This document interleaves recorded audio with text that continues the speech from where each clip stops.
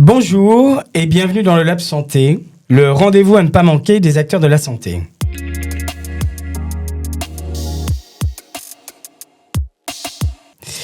Alors nous ne sommes pas journalistes, notre légitimité est d'aimer la santé et surtout ceux qui la font. Notre souhait est de vous obliger à faire un pas de côté, un pas nécessaire pour appréhender l'évolution de celle-ci.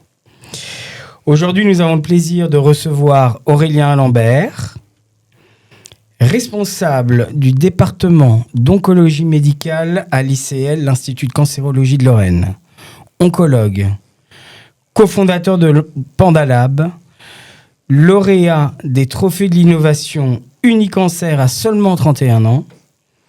Donc, je vais m'arrêter là car je commence à complexer. Aurélien, je suis un peu médusé. Est-ce que tu es un petit génie ou un martien ? Bonjour Gaël. Non, tout simplement très curieux et du coup pas capable de mener un seul projet, donc d'en lancer plein. Puis des fois, il faut les finir. Donc voilà. Bon, ok. Alors, est-ce que tu veux bien te présenter et nous expliquer un petit peu ce qu'était ton enfance, d'où tu viens? Alors, je suis nancéen, moi je suis né au CHU de Nancy, la maternité Adolphe Pinard, donc je suis vraiment intramuros, comme on dit, ouais. Lorrain. Grand Est, nancéen avant tout. Voilà, donc je suis né en 83, j'ai 41 ans. Comme tu le dis, je suis oncologue médical de formation, donc j'ai fait le cursus médecine traditionnelle à Nancy. Mais avant ça, j'ai un petit peu hésité, donc j'ai fait prépa, j'ai un peu tournoyé avant de trouver ma vocation, toujours intéressé par les sciences avant tout. Et puis finalement, la médecine, ça m'a permis de marier un peu les deux univers. Donc papa ingénieur, maman infirmière. Bon, ça vient peut-être un peu de là. Moi, j'ai grandi à Nancy, comme je te le disais, avec une enfance adorable, parfaite. Enfin, j'ai eu beaucoup de chance, j'ai pas eu de soucis. L'environnement, les amis, etc., c'était quelque chose de très présent chez moi. Donc, j'ai toujours eu à cœur d'évoluer dans ce petit environnement. Et puis, de rester curieux, d'avoir un peu une envie de faire, une envie d'entreprendre pour simplifier mes problèmes avant tout. Enfin, c'était souvent ça le maître mot des différentes initiatives que tu as lancées, c'est comment je fais pour simplifier mon quotidien, pour pouvoir faire plusieurs choses à la fois. Et des fois, il faut faire à la machine, ou il faut trouver des astuces pour rentrer 2 journées en une, et puis ça donne parfois des petites solutions comme PandaLab. En tout cas, PandaLab, c'est né comme ça. Ok. Y a-t-il un moment clé, un événement ou une rencontre qui a été décisif dans ton choix de devenir oncologue ? Ouais, c'est une très bonne question. Je te remercie. Oui, non, mais probablement un peu. Enfin, c'est la conjonction de plusieurs choses. Mais alors que ma maman était infirmière, j'ai pas trop baigné dans l'univers santé. Enfin, pour moi, c'était assez lointain. Mais j'ai eu un grand-père qui a été touché par un cancer du pancréas. On en reparlera peut-être, mais c'est aussi pour ça probablement que j'ai une thématique de recherche très forte médicalement en cancérologie digestive, mais particulièrement dans le cancer du pancréas. Et donc, ça m'a probablement orienté un peu vers ça, avec derrière une rencontre à l'hôpital qui a été celle du professeur Conroy, qui m'a vraiment, vraiment illuminé, où j'ai vu vraiment des gens brillants qui m'ont donné la passion de ce métier-là. Je ne suis pas allé en médecine par vocation, par contre, je l'ai acquise vraiment dès J1, et ça m'a vraiment fait évoluer sur ce truc-là. Donc, d'avoir une envie de recherche, une envie de faire de la carrière universitaire, c'est-à-dire d'être enseignant-chercheur et aussi rester dans le domaine public pour ces raisons-là, c'est ensuite que j'ai attrapé ce virus-là. Donc, je dirais c'est plusieurs petits points de rencontre qui m'ont tout doucement amené vers ça. Est-ce que tu peux nous expliquer comment fonctionne la vie d'un oncologue qui fait également donc des recherches médicales? En fait, comment vous arrivez à partager votre activité, votre temps, quelle est l'organisation ? On n'y arrive pas. très sérieusement, c'est compliqué. Le principe, en fait, de la médecine, c'est de voir des patients, les suivre. Il y a des disciplines techniques. Un radiologue est plutôt derrière un ordinateur que derrière un bureau avec un patient. Mais globalement, on a tous une activité dite de clinique, de routine. Et certains médecins dans cet environnement-là peuvent faire le choix de faire de la recherche, pas forcément de l'enseignement. Et quand on fait et de l'enseignement et de la recherche et de la routine, de la clinique, alors c'est des postes qu'on dit universitaires, enseignants-chercheurs. Mais globalement, on peut déjà, par choix, faire l'activité que l'on souhaite. On peut, alors c'est plus facile à l'hôpital de faire de la recherche, bien sûr, bien qu'elle soit possible en ville. On peut être médecin traitant, on peut être à l'interface, on peut faire un travail dans l'HAD. J'ai vu le super podcast de Clémence Donzé l'autre jour. Elle fait aussi des interfaces avec l'hôpital de manière élégante. Donc, on peut avoir différents postes comme ça. Mais globalement, ça reste un choix et on aménage ensuite l'emploi du temps. Moi, mon exemple, c'est que je suis finalement à mi-temps à l'hôpital et à mi-temps à la faculté de médecine. Alors, quand on dit à la faculté de médecine, je ne suis pas nécessairement physiquement tout le temps à la fac, mais j'ai un emploi du temps qui est détaché pour faire recherche, enseignement, et l'enseignement peut se faire à l'hôpital. Enfin, grosso modo, c'est un temps qui est alloué en fait pour la recherche. D'accord. Ça. Et c'est du temps dit protégé. Donc, c'est sûr que moi, je vais voir probablement un petit peu moins de patients que certains de mes collègues parce que j'ai, à côté de ça, des vacations qui sont dédiées à la recherche pour l'écriture de protocoles, pour l'application des protocoles, voire la rédaction d'articles scientifiques. C'est un peu toutes ces missions-là qu'on essaye de faire rentrer dans une semaine de pas tout à fait 35 heures. Quoi. Et vous avez des obligations, me semble-t-il, sur un nombre de parutions. C'est ça ? Alors, il y a un enjeu. C'est-à-dire qu'on est tenu à rien. Il n'y a pas de service minimum, mais il faut justifier sa place et ça reste une petite compétition. C'est une compétition intelligente, élégante, mais globalement, on est tenu et on est incité fortement à faire des publications scientifiques. Une publication scientifique, c'est d'écrire un article médical, très souvent en anglais, sur un sujet de recherche. Ça peut être soit une synthèse de la science à un temps donné, soit vraiment une étude qu'on a menée sur des vrais patients dans son centre, voire dans plusieurs centres, et dont on fait une synthèse écrite et qu'on va publier dans un journal, dans un article. Enfin, cet article va être publié dans une revue avec un comité de relecture, c'est-à-dire des pairs qui sont là pour juger de la qualité du travail. Et si la publication est acceptée, alors elle donne lieu à des financements. D'accord. Financement, alors pour le centre, pas pour moi, c'est bien dommage. Ouais, bien voilà. sûr. C'est le centre qui bénéficie d'une subvention supplémentaire pour ensuite redévelopper sa recherche. Donc en gros, plus on publie, plus on peut payer des médecins avec du temps dédié pour aller faire d'autres études. Et c'est un cercle vertueux sur le papier. Après, il y a des dérives, il y a des critiques sur le modèle, mais globalement, ça fonctionne comme ça. Alors, évidemment, comme à chaque fois, je sors complètement du listing des questions que j'avais préparées.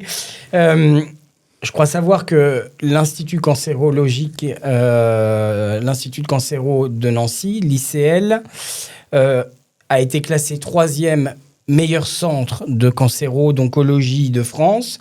Est-ce que c'est justement du fait d'avoir un nombre de chercheurs comme toi et de publications qui fait que ça crée un certain dynamisme dans les recherches et de par ce fait, en fait, des protocoles qui permettent d'être proactifs. C'est un des critères. Alors, les critères exacts, ils ne sont pas connus. Okay. Mais là, tu cites le classement de Newsweek, effectivement, à plusieurs années de reprise. Je crois que c'est la 3e. On est donc cité 3e, c'est-à-dire qu'on est derrière les gros centres. C'est Gustave Roussy, l'IGR, Léon Bérard à Lyon. Enfin, on est dans le peloton, donc ça fait plaisir. Et effectivement, c'est parce qu'on a une production scientifique, c'est-à-dire des publications qui sont importantes, mais surtout, ce qui fait probablement la différence, c'est qu'on a fait des articles de haut niveau, c'est-à-dire c'est pas le nombre d'articles qui compte, c'est la qualité des revues dans lesquelles on est, et aussi les communications orales qu'on va pouvoir faire dans les congrès. Dans les congrès, il y en a 3-4 par an qui sont vraiment d'importance mondiale. Et quand le professeur Conroy, par exemple, a fait un article qui a changé les pratiques pour les patients qui sont suivis pour un cancer du pancréas, à 2 reprises d'ailleurs, en fait, tout le monde entier, j'entends, a changé la façon de traiter ces gens-là depuis la publication en congrès. Incroyable. Ce genre d'événement fait qu'on a probablement quelques points dans le classement Newsweek. Ça, et bien sûr, tous les collègues, je cite le plus évident, mais c'est probablement ça qui joue. Donc, publier, communiquer autour de sa recherche, et puis ensuite avoir d'autres critères que malheureusement on ignore, mais qui chez nous ont l'air d'être assez pertinents en tout cas. Ok. Est-ce que d'après toi, le regard de peur sur l'oncologie, vis-à-vis de l'oncologie a changé ? Est-ce que, alors pour des personnes, tu as la casquette de médecin, mais des personnes comme moi, quand on parle d'oncologie, des profanes, ou d'oncologie de cancer, on a tout de suite extrêmement peur et ça fait froid dans le dos. Est-ce que les choses évoluent par rapport à ça ? Ouais, on est passé du tabou absolu. Les gens n'avaient pas le cancer. D'ailleurs, beaucoup de stars sont décédées d'un cancer et n'ont jamais été officiellement déclarées telles quelles. Aujourd'hui, et c'est un peu la volonté du centre, c'est que ça s'appelle un institut de cancérologie. Donc, c'est marqué sur l'entrée. Quand on y va, on sait pourquoi. Il n'y a pas de tabou là-dessus. Et probablement que dans les mentalités, ça a changé. Il y a qu'à voir les dépistages qui pourraient mieux marcher, certes, mais qui dans l'inconscient collectif existent. On sait ce que c'est qu'un dépistage du cancer du sein, une mammographie. Les gens ont globalement une plutôt bonne idée de ce que c'est. Et de dire que voilà, ce terme-là, avec Mars Bleu, avec Octobre Rose, avec des démarches de communication autour du cancer, font que ça s'est démocratisé. Il y a des initiatives de sportifs qui soutiennent la recherche pour le cancer, etc. Donc, on va dire qu'aujourd'hui, c'est plus si tabou. Les gens savent qu'un cancer, c'est peut-être une personne sur 4, donc c'est demain l'un ou l'une d'entre nous, avec aussi plus d'un patient sur 2 guéris, il faut le dire aussi. Donc, le rapport de force est en train de s'inverser. Et puis peut-être ce qui cristallise encore plus les choses, c'est qu'aujourd'hui, la recherche dans le cancer est telle, c'est un des fers de lance les plus importants de l'industrie pharmaceutique ou de la recherche académique. C'est énormément de développement, d'argent investi dans la recherche, mais aussi beaucoup de nouveautés qui arrivent. Donc on est probablement une des disciplines les plus en effervescence en ce moment. Je prends toujours le parallèle. Dans les années 50, la cardiologie a révolutionné le monde. On a vécu probablement 10 à 20 ans de plus parce qu'il y a eu les antihypertenseurs, les stents, la greffe cardiaque, la chirurgie cardiaque, etc.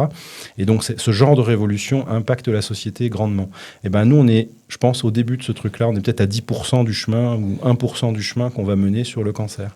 Et puis quand on aura résolu, entre guillemets, le problème du cancer, il nous restera Alzheimer pour s'intéresser. Mais d'ici là, on aura probablement eu une route assez intéressante. Et d'un point de vue scientifique, d'un point de vue recherche, c'est absolument passionnant.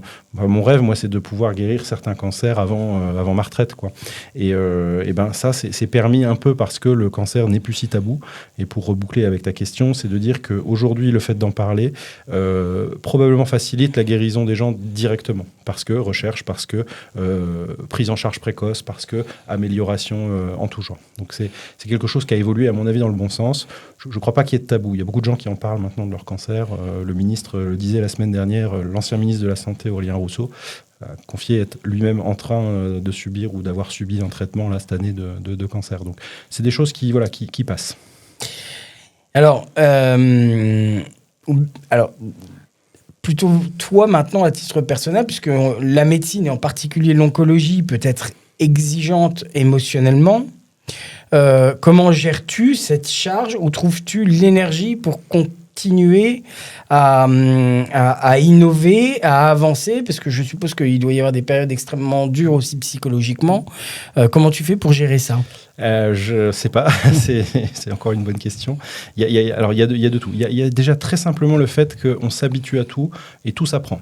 On peut être plus ou moins à l'aise avec la mort. Alors, c'est vrai que j'ai un métier où je côtoie la mort beaucoup, mais on peut être plus ou moins à l'aise avec ça, c'est-à-dire qu'il y a des gens qui ont un rapport avec la santé, avec la mort facile, et d'autres chez qui c'est très difficile, mais globalement, tous ceux qui arrivent dans nos filières de formation, qui partent avec une aisance pas possible ou avec beaucoup de réserves, arrivent toujours à comprendre, puisque c'est aussi une petite famille et on apprend ces choses-là. Alors, il n'y a pas le manuel du bon cancérologue, c'est pas comme ça, mais on a une approche très humaine, je pense, qui démystifie pas mal de choses, et souvent la peur vient d'une croyance, d'une fausse croyance. La peur vient aussi de ne pas pouvoir agir sur quelque chose, donc ça fait peur, ça stresse, alors qu'en fait, là, quand on devient médecin, on devient acteur et on sait quoi faire. Donc on a finalement démystifié pas mal de choses où on arrive à se mettre dans une situation où on va pouvoir aider les gens.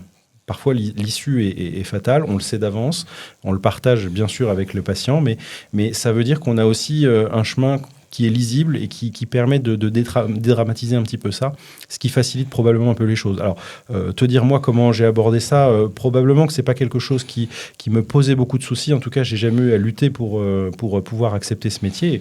Et peut-être qu'on est plus ou moins fait pour la cancérologie, je l'entends. Mais globalement, je crois qu'il y a peu de gens qui ont fait machine arrière une fois qu'ils sont rentrés chez nous. C'est plutôt assez rare. Et parce qu'en fait, les gens voient que ça reste technique, ça reste un métier de scientifique, et avec beaucoup d'humains. Mais l'humain, on l'appréhende, on l'apprend. Voilà. Donc Alors justement, moi je trouve que les échecs, ou en tout cas quand on se prend les pieds dans le tapis, font avancer les choses. Est-ce qu'il y a une erreur ou un défi que tu as rencontré qui rétrospectivement t'a appris sur le plan professionnel? Est-ce que tu retires une expérience d'une... Alors ouais. Enfin, il y en a plein. Je pense qu'on fait tous déjà des erreurs et enfin, c'est un métier où on essaye de mettre un maximum de moyens en place, mais on n'a pas toujours raison et voilà, la science évolue. Mais peut-être ce qui m'a le plus marqué pour répondre à ta question, c'est qu'il y a une situation, moi, qui m'a paru la plus difficile à gérer. C'est pas du tout le fait d'annoncer le diagnostic de cancer à quelqu'un. Ça, c'est ce que tout le monde imagine. C'est, oh là là, on va faire l'annonce du cancer. Okay. Non, le parcours, c'est une biopsie, un diagnostic, parfois de la douleur, quelques symptômes. Bon, les gens, quand je les vois, ils savent déjà ce qui leur arrive. Ils ont une idée déjà de ce qui est marqué au-dessus de la porte. Et puis ensuite, de tout ce parcours où il y a eu un médecin traitant, parfois un spécialiste. Par contre, c'est la séquence où moi j'arrive dans les traitements et au bout d'un moment, parfois, on est en échec. Et cette situation-là, elle est beaucoup plus... en tout cas, personnellement, j'ai eu beaucoup plus de mal à savoir comment bien l'appréhender. C'est-à-dire d'annoncer peut-être que j'ai plus de moyens, que pour bien faire, pour maintenir un certain confort, je vais arrêter les soins de traitement du cancer, de chimio, pour justement parfois vivre plus longtemps sans traitement qu'avec le traitement. Okay. Et ça, c'est complètement paradoxal et c'est pas un discours naturel qu'on peut accepter quand on est patient facilement. Et ben, mon rôle, c'est d'essayer de l'expliquer. Ça, c'est peut-être la situation la plus difficile et je l'ai probablement mal fait des tas de fois. Et peut-être que maintenant, je suis en tout cas un peu plus à l'aise avec ce concept pour pouvoir le transmettre aux patients. Mais ça, c'est pour moi la partie la plus difficile du métier. Alors, en rapport avec ça, quelle est la leçon la plus importante que tes patients t'ont enseignée? C'est de me rappeler que je suis plutôt à l'heure normalement, ce qui n'est pas le cas de tout le monde. Ce qui était le cas aujourd'hui. Hein. Voilà, et j'étais à l'heure, tout à fait. Ah, absolument. Mais après, l'enseignement qu'on retire, c'est probablement le feedback qu'on a sur ce qu'on a dit. On a tous une très bonne idée, je pense, de ce qu'on a expliqué à quelqu'un. Par contre, ce qu'il en a compris, ça, c'est complètement différent. Et je me suis rendu compte de ça quand il nous arrive parfois d'avoir des consultations avec plusieurs personnes. Il y a un patient et son épouse ou que sais-je. On se rend compte finalement quand on a des discussions 1 semaine, 2 semaines après, on dit mais ça, je vous l'ai dit. Et puis le patient l'a pas du tout entendu. Son épouse, par exemple, a bien compris. Bah si, Gérard, je te l'ai dit, etc. Et en fait, on se rend compte que finalement, dans l'explication qu'on a, le feedback patient est plus important parce que ce qui compte, c'est pas ce que je dis, c'est ce qu'il retient. Ce que le patient va retenir. Et ça, on ne peut pas le savoir si on n'a pas derrière d'autres entretiens pour un peu tirer les verres du nez et pour essayer de refaire de l'information. De consolider l'information. Exactement. Ouais, ça, c'est vraiment précieux. Ouais. Ok. Donc, on a parlé des différentes choses que tu as créées et dans lesquelles tu t'investisses, notamment l'application PandaLab. Alors, qu'est-ce que PandaLab ? Alors déjà, PandaLab, tu aurais pu me dire pourquoi Panda, ça n'a rien à voir avec la santé. En fait, PandaLab, c'est tout simplement mon surnom, même pas de carabin, c'est d'avant, c'est vraiment un surnom qu'on m'a donné parce que j'avais l'air probablement jovial et la bonhomie d'un panda. Et la bonhomie d'un panda, voilà, donc ça m'a collé à la peau. Et en fait, tout simplement, quand c'est en 2016, j'étais dans une période de ma vie où je me demandais un peu quoi faire et je me suis dit, tiens, pourquoi pas essayer de voir dans les nouvelles technologies ce que je sais faire. Je savais un peu coder sur le plan informatique. Et donc, j'ai fait une petite solution qui était au début une simple messagerie médicale pour que, en gros, les secrétaires arrêtent de m'appeler parce que je trouvais ça quand même un petit peu invasif. Et plutôt que d'avoir 10 coups de fil pendant la consultation, d'avoir peut-être quelques messages qui m'attendent. Alors, il y avait déjà WhatsApp et tout ça, mais l'idée, c'était de faire quelque chose de sécurisé, de santé. Et donc, j'ai fait ça. Et puis, très simplement, je me suis dit, tiens, Dr Panda, parce que voilà, Dr Panda. Sauf que Dr Panda, je l'ai su après, était une marque déposée et que j'ai pas eu le droit de l'utiliser. Donc, ça s'est appelé ensuite PandaLab parce que c'était l'ère des PandaLab, des LalaLab et tous ces labs d'innovation. Donc c'est venu comme ça. Et donc, on a créé Pandalab en 2016, décembre 2016. On a développé la solution en 2017 avec donc Romain Poisson, mon associé. Okay. Et puis en 2018, Christelle Masson nous a rejoint pour consolider l'équipe. Donc Romain, c'est vraiment le tech.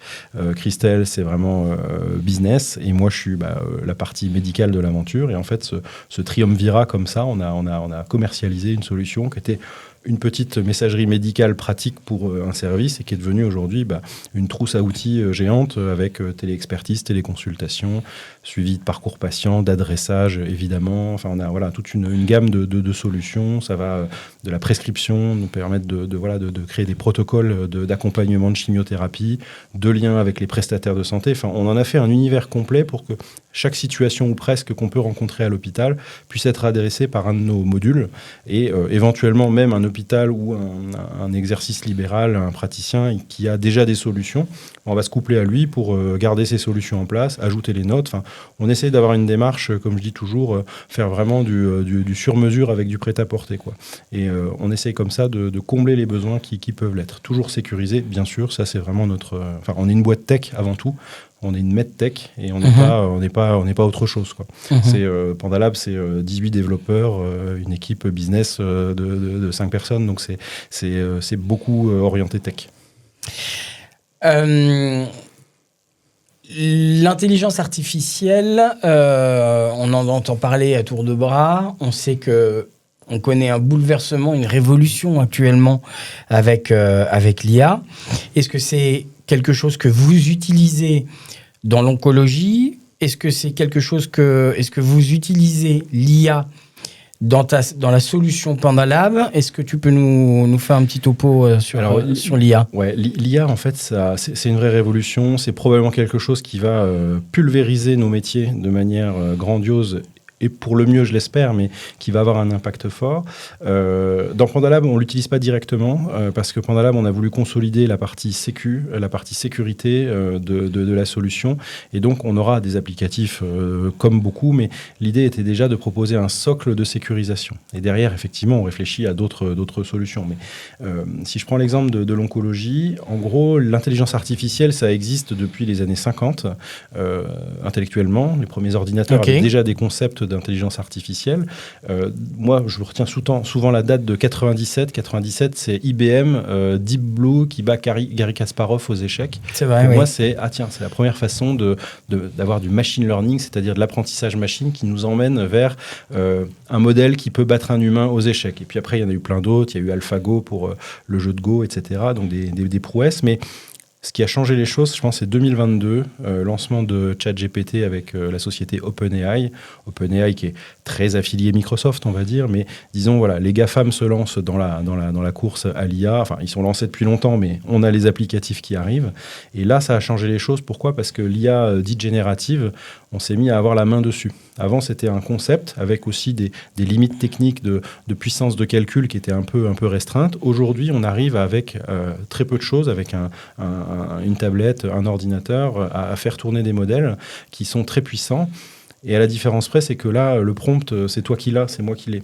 On arrive à donner des consignes. Le prompt, c'est le fait de donner une consigne à un modèle large de langage, par exemple, et il va nous rendre un retour qui va être exploitable. Et donc, en oncologie, ça nous sert pour faire des courriers.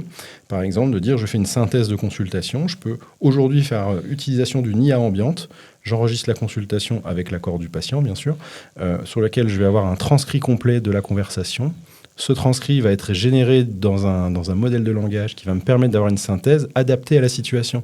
Je vois un patient pour un cancer du pancréas, je vais avoir un courrier qui va avoir une forme particulière. Si je vois un patient pour une autre pathologie, il va prendre une autre forme, avec les éléments indispensables. Donc ça change mon quotidien.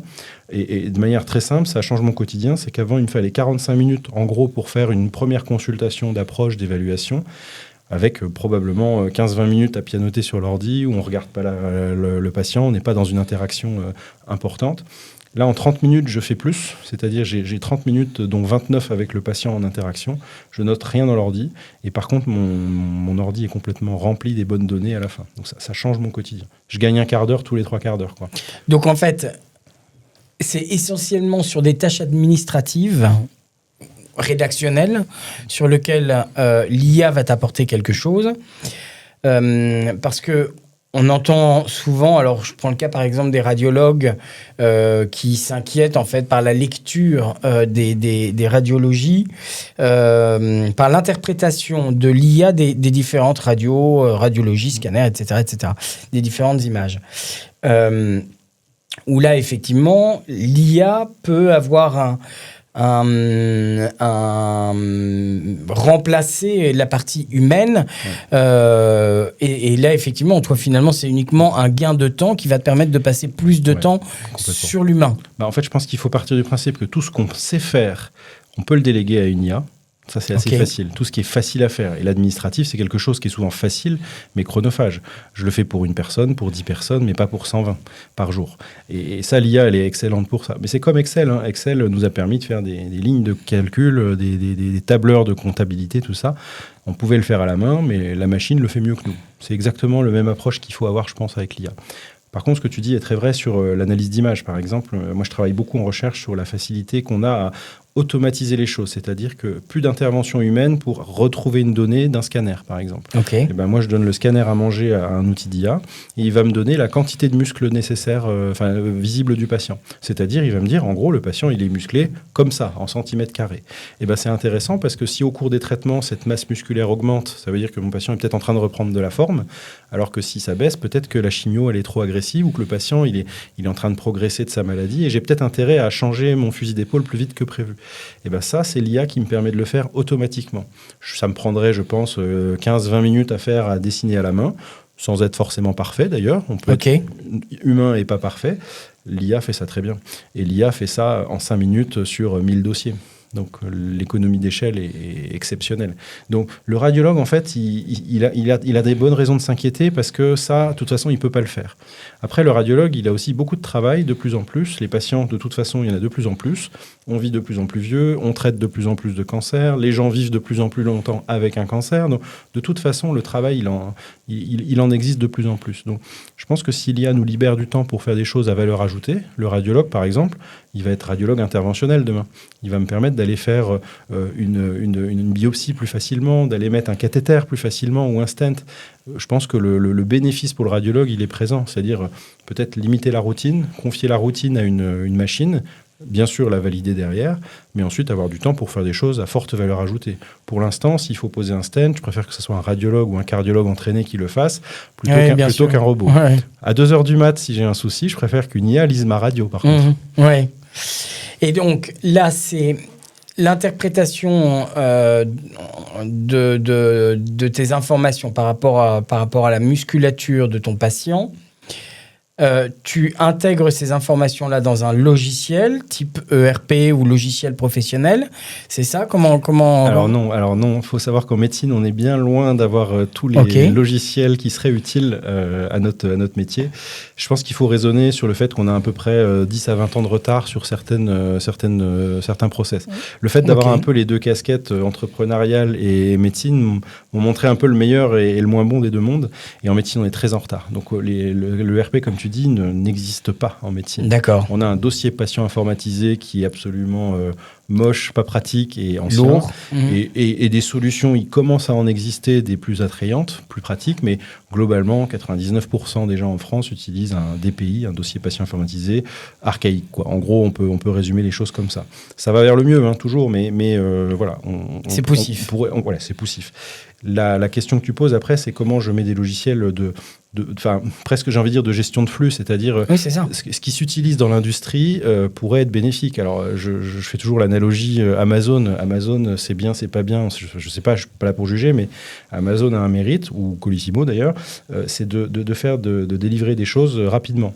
Si j'avais des concepts et des logiciels qui me permettent de faire ça pour des flux de patients, je pourrais probablement faire moins patienter mes patients, leur donner un traitement peut-être plus rapidement, améliorer la sortie de l'hôpital, etc., avec un gain évident pour eux, alors que j'utilise des technologies de l'industrie, quoi. Et ce monde-là, il est pas du tout en train de se marier. On est vraiment avec beaucoup de retard. Donc, je pense que l'analogie à faire, elle est là. C'est qu'est-ce que je peux prendre dans un sens pour améliorer le confort de ma prise en charge aujourd'hui. Quelles sont les contraintes, justement, Dans le cadre d'une... Toi qui baignes dans ces deux mondes, dans le monde de l'entrepreneuriat, entrepreneuriat numérique santé et en tant que professionnel de santé, qu'est-ce qui fait que ces deux mondes se comprennent, s'entendent, mais qu'on n'arrive pas à faire avancer cette caravane qui paraît super lourde. Comment ça se fait qu'on n'y arrive pas ? Il y a des paradoxes absolument terribles sur les données de santé, par exemple. Okay. Vous avez d'un côté, on va dire, dans l'industrie, je fais des grandes généralités, mais dans l'industrie, on est plutôt en ce moment RGPD, contrôle des données. Dès que je quitte le magasin, par exemple, il faut effacer mes données. Et on n'en peut plus. Voilà. Mais par contre, en santé, c'est l'inverse. Il faut tout garder. Il faut garder mes données. Et donc, quand j'arrive avec Pandalab pour demander une certification HDS, habilitation à traiter les données de santé, que je vais avoir peut-être, je vais me plier à la loi RGPD aussi. J'arrive dans des paradoxes où en fait je suis obligé de garder des données et je suis obligé de les supprimer dans la même prise en charge. Qu'est-ce que je fais ? Il n'y a pas d'arbitrage encore pour ça. Donc on est dans un monde où en fait, ne serait-ce que parce que la loi est ainsi faite, on est coincé, rempli de paradoxes. Et ça freine énormément l'initiative. Quand on a lancé Pandalab, il n'y avait pas trop de lois. Hein. Ça se faisait au bon vouloir et sur la base de la bonne compréhension de la loi. Aujourd'hui, je pense qu'il serait plus possible de relancer Pandalab. À obtenir une certification ISO 27001 plus HDS dans un monde santé, c'est extrêmement fastidieux. Et je pense qu'aucune boîte ne peut se permettre de commencer par ça. Or, on y est tenu. Donc, c'est devenu un plafond de verre absolument incroyable et seuls les gros groupes pourront relancer des spin-offs, je pense, sur cette base-là. Donc, marier les deux mondes, je ne sais pas répondre à ta question dans le sens où je pense qu'on a un peu freiné l'innovation là-dessus et l'agilité dont on a bénéficié, nous, parce que c'était le Far West, en fait. C'était la ruée vers l'or. On pouvait tenter des choses et je dis ça fait pas longtemps. Hein, ça fait moins de 10 ans, mais on pouvait se permettre, avec l'assentiment de la loi, hein, je veux dire, on n'est pas parti non plus dans tous les sens. C'est quelque chose pour lequel on a été accompagné par l'ANS, l'Agence numérique de santé, et aujourd'hui, si vous faites ce même parcours, vous êtes irrecevable, quoi. Donc, il y a à mon avis ici un frein. Alors, tout n'est pas négatif. Je pense qu'aujourd'hui, les hôpitaux s'intéressent de plus en plus aussi à faire des spin-offs, à utiliser des solutions innovantes du quotidien pour les amener dans l'hôpital. Et de ces grosses machines que sont les hôpitaux, on va peut-être pouvoir assurer aussi un pan de législation, de mise en conformité, peut-être plus facilement. Exemple, un hôpital qui accompagne une start-up va peut-être passer ce plafond de verre plus facilement que la start-up tout seul. Enfin, voilà.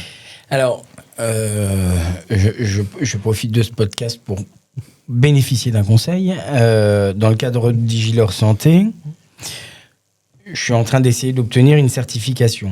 J'ai reçu le cahier des charges, 738 pages. Je prends contact donc avec l'administration concernée et on me confirme qu'il faut que je me coltine les 700 et quelques pages. C'est formidable pour dormir, mais comment je peux faire pour aller à la bonne information ? Est-ce qu'il existe des organismes, des bureaux qui peuvent m'accompagner sur une telle démarche ? Parce que il y a énormément de personnes qui nous écoutent qui sont aussi dans la French Tech ou en tout cas qui essayent de développer des choses. Comment fait-on pour avancer ? Alors, il y a deux approches. Déjà, moi, je pense que je commencerai par donner le PDF à ChatGPT pour essayer de trouver une synthèse digeste, comme on dit. Ça peut être très utile.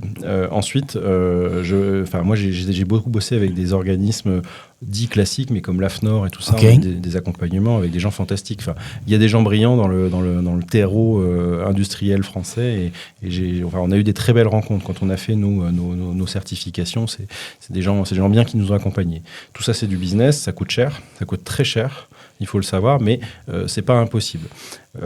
Peut-être que ce que je ferais dans ta situation, pour le coup, c'est de mettre effectivement la notice de 736 pages dans un notebook LM, c'est-à-dire, le principe d'une IA, d'un modèle large, c'est de générer de l'information autour d'un texte, mais il y a des IA qui sont vraiment spécialisées sur l'interrogation, sur le document lui-même, et pas forcément en prenant des sources ailleurs.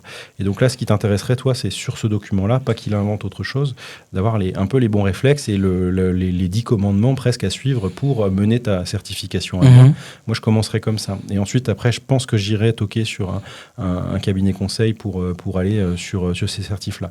Quand on a commencé, il n'y avait pas trop de boîtes, nous, pour aller sur ces solutions-là. Mais maintenant, il y a beaucoup de solutions qui peuvent te dire, alors je ne sais pas de quelle labellisation tu parles, mais on peut certainement trouver quelqu'un qui aide les gens à le faire.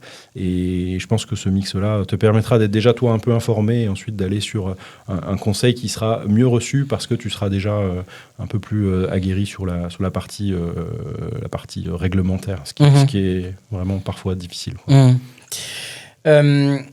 Les évolutions pour Pandalab, si tu dois dessiner le Pandalab dans 5 ans ou dans 10 ans, comment tu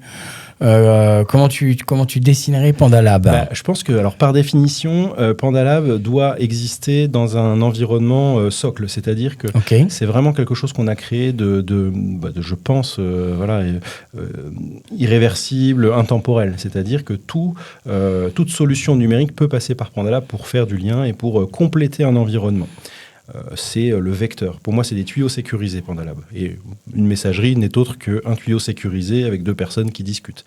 Par contre, par définition, ça ne peut pas être le next big thing qui devient la solution ChatGPT bis, etc. Parce que si on veut être un socle complètement fiable, on ne peut pas non plus être une porte d'entrée pour de l'innovation qui pourrait mettre en péril cette mission première qu'on a.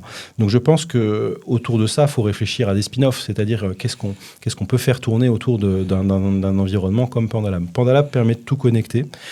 Derrière, qu'est-ce qu'on amène dans l'environnement pour faire... peut-être avoir une réflexion de services, de microservices en constellation, en satellite, quoi.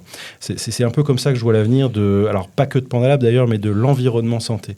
Demain, il faut être capable de remplacer un Doctolib par un Doctolib bis si c'est mieux. Oui. Ou la solution de téléconsultation, elle est bien, on la garde, elle n'est pas bien, on en met une autre. Quasiment plug and play. Ça va être un vrai bénéfice. Et demain, peut-être même, on change le dossier patient. Le dossier patient, il serait temps. Voilà. Demain, on en prend un mieux, pouf, je change, quasiment glisser-déposer. On se comprend, j'exagère, mais je pense que c'est ça l'avenir de la santé, parce que tout devient tellement spécialisé que le gros logiciel qui fait tout n'a plus d'avenir, à mon sens. Et donc, Pandalab va avoir ce rôle un peu de structure, de grille sur laquelle on va pouvoir construire, quoi. C'est le Minecraft de la santé de demain. C'est un peu comme ça que je vois les choses, moi. Ok. En tant que cofondateur d'une application comme Pandalab, donc tu es un acteur de l'innovation dans la santé, comment perçois-tu l'intégration des solutions comme Digilor Santé dans l'écosystème numérique santé? C'est quelque chose que je regarde avec beaucoup d'attention parce que on a besoin de solutions. Le hardware, c'est-à-dire tout ce qui est vraiment matériel à l'hôpital, est très obsolète souvent. Oui. Et encore, moi, je suis dans un hôpital moderne, j'ai du Wi-Fi partout, le directeur nous a acheté des tablettes pour nos astreintes et tout. Donc, on est dans un environnement très favorisé. On en est bien conscient. Malgré tout, alors, je t'inviterai à venir un jour à l'ICL, tu verras qu'il y a 2-3 bornes qui sont en panne et peut-être qu'il faudra les remplacer. J'en serais ravi. Mais je le sais. Mais en tout cas, on se rend compte que finalement, la partie matérielle de l'hôpital, elle est vétuste, elle est souvent à la traîne. Donc, je pense que les acteurs comme Digilor Santé ou Digilor en général peuvent être utiles parce qu'on a besoin de services. Nous, ce matin, littéralement, j'ai un patient qui est arrivé avec 25 minutes de retard à ma consultation. 25 minutes de retard, il était à 10h dans l'établissement. À 10h25 seulement, il était admis. Ah oui, incroyable. Parce qu'il a fait tout un parcours d'étiquette. C'est comme si on prend l'avion et qu'on a oublié d'enregistrer son bagage. Oui, bien sûr. C'est compliqué. Alors qu'aujourd'hui, on peut le faire sur un smartphone. 80% des gens ont un accès facilité à Internet, que ça soit directement ou par le biais d'un proche. On peut certainement faire quelque chose là-dessus. Sur le papier, ces solutions existent. Moi, j'arrive pas à les voir tourner pour l'instant. Ok. Donc, comment on fait pour amener ça dans la vraie vie? Je pense que que ça répond un peu à ta question, c'est venez. Sur la partie soft, c'est peut-être là où c'est pas à l'hôpital d'inventer le soft, c'est-à-dire la partie logicielle, c'est peut-être aux acteurs de matériel de faire ce lien vers nous pour que, nous on a un besoin, c'est par exemple de gagner 50% de temps sur l'admission des patients. Okay. Voilà. Et comment on y répond ? Avec probablement du matériel, mais aussi de l'immatériel sur smartphone. Voilà. Moi, ma patiente, je fais l'aparté, mais ma patiente la plus connectée, elle a 92 ans et elle m'envoie des SMS et elle répond à mes questionnaires à domicile pour savoir si ça va bien sur son iPad. Parfait. Sa tablette, je devrais dire. Donc là, je n'ai pas un problème. Ouais. Et quels sont, d'après toi, les domaines d'innovation dans lesquels DigiLore Santé pourrait avoir un impact? Que peux-tu me conseiller pour... Je t'ai demandé tout à l'heure par rapport à Pandalab, comment tu dessinerais Pandalab dans le futur. Qu'est-ce que tu peux me conseiller pour DigiLore Santé? Comment on peut dessiner DigiLore Santé dans 5 ou 10 ans? Oui, c'est ça. Quel est le service rendu à DigiLore? Je pense qu'il y a un axe particulier à développer sur la proximité patient. J'entends par là que la façon dont on gère l'arrivée des patients, moi, mon patient, il existe avant d'être à l'hôpital et il existe après être à l'hôpital. Et en fait, le patient souvent interagit avec moi, c'est-à-dire moi en tant que structure, en tant qu'hôpital, mais il ne va pas nécessairement avoir un lien avec son environnement de santé. Il a un dossier patient, ça c'est clair, sur lequel il peut aller chercher des informations, mais globalement, il n'y a rien qui l'accompagne, ce fil rouge qui pourrait être la main un peu tendue pour son parcours, surtout des parcours comme en cancérologie où c'est un peu complexe. Là, je pense qu'il y a une place pour une technologie discrète qui fait juste le chemin au sol pour qu'on puisse arriver, rappeler les rendez-vous, etc. Aujourd'hui, on est très mauvais là-dessus en France, j'entends en général. Et je crois que, alors, il n'y a pas de solution parfaite. Peut-être que ce que je dis là n'est pas rentable aussi, parce qu'il faut bien que les entreprises vivent, mais avoir des solutions qui sont un peu plus dans le lien entre la vraie vie, le parcours patient et les accompagner vers un parcours qui est, lui, bien structuré à l'hôpital, c'est peut-être là où, en plus de la borne et peut-être de la couche logicielle, avoir un peu une réflexion sur le vrai atout patient. C'est-à-dire, je ne sais pas moi, on n'a pas de Uber des taxis et des VSL, mais taxis médicaux, mais ça c'est quelque chose. Moi j'ai beaucoup de patients, tous les jours ils attendent 1 heure que leur taxi vienne. Et puis après le taxi il vient et on est à 3 et il faut passer par je ne sais où pour déposer le patient. Quand dans une journée vous avez plus de transport que de traitement, bien sûr, ça ne va pas. C'est un exemple, mais c'est sur ces axes-là qu'il va falloir, à mon avis, l'optimisation du temps et du parcours patient. Oui, complètement. Pour revenir sur la partie perso, est-ce que tu peux m'expliquer, est-ce que tu pourrais me décrire une journée type d'Aurélien Lambert? Parce que quand on voit que tu as 1000 vies, 1000 activités, comment tu t'organises? Donc là, il est 16h, 16h30, on va dire. On est dans la fin de matinée. Oui, d'accord. En fait, non, alors, peut-être là, j'ai eu un peu de chance aussi, mais c'est que j'ai pas besoin d'avoir un temps de sommeil très, très important. Ce qui veut dire, pardon? Ce qui veut dire, je me lève entre 5 et 6 selon les obligations. J'ai toujours une petite journée avant de démarrer. Le 6-8, pour moi, c'est vraiment le moment je monte, je suis opérationnel, je fais un peu ma journée avant la journée. D'accord. C'est là qu'on a le plus de décisions smart, j'ai envie de dire. Et c'est là que j'arrive à construire beaucoup de choses, à écrire quand il faut se concentrer. C'est un moment pour moi assez privilégié. J'étais vraiment un oiseau de nuit avant. Et depuis Pandalab, je suis vraiment complètement renversé. Et donc, j'ai plutôt tendance à me coucher plus tôt maintenant. Mais minuit 5 heures, c'est à peu près ça le gap qui me permet. Et je fais beaucoup de siestes le week-end. D'accord. Alors, sans rentrer dans les détails de ta vie de couple, ta femme supporte ton hyperactivité? J'ai beaucoup de chance parce qu'elle est peut-être même plus hyperactive que moi. D'accord. Donc, c'est moi qui me repose le week-end. Bon. Mais non, j'ai beaucoup de chance de ce côté-là. Eh bien, écoute, merci beaucoup, Aurélien. Il me reste à te souhaiter... C'était ton souhait de départ, de révolutionner, ou en tout cas d'optimiser, d'améliorer le soin, le système de soins pour les cancers et particulièrement donc au sein de l'ICL. Je te souhaite plein de bonnes choses. Merci beaucoup pour le temps que tu nous as accordé. Je sais que ton temps est précieux, donc nous allons tenir le timing que nous avions convenu. Merci beaucoup pour ta participation. Merci Ce beaucoup. fut un plaisir de t'avoir dans le Lab Santé. Merci Aurélien. Merci beaucoup Gaël, et je tiens à préciser que je viens ici parce que je crois beaucoup aux solutions qu'on va pouvoir imaginer. Le message, c'est vraiment l'hôpital, pour avancer sur ses patients, a besoin d'avoir du temps, et ce temps-là, on ne va pas pouvoir le trouver tout seul. Donc c'est aussi une main tendue que je fais à la communauté et bien sûr à toi. Voilà. Super. Merci beaucoup Aurélien. Merci. À bientôt.